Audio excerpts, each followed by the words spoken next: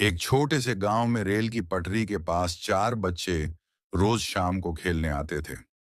जब दूर से ट्रेन की सीटी सुनाई देती तो सब खुश हो जाते। ट्रेन आती तो बच्चे हाथ हिलाते और ड्राइवर मुस्कुराकर हॉर्न बजा देता। एक दिन बच्चों ने सोचा, रेल हमें दूर की दुनिया दिखाती है और हम उसे अपनी दोस्ती दिखाते हैं। उस दिन से वे पटरी से दूर खड़े होकर हर ट्रेन को प्यार से विदा करने लगे। सीख, रेल से दोस्ती करो पर हमेशा सुरक्षित दूर। एक छोटे से गांव में रेल की पटरी के पास चार बच्चे रोज शाम को खेलने आते थे।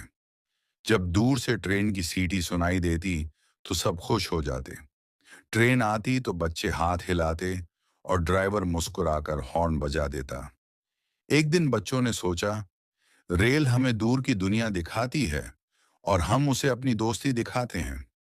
उस दिन से वे पटरी से दूर खड़े होकर हर ट्रेन को प्यार से विदा करने लगे।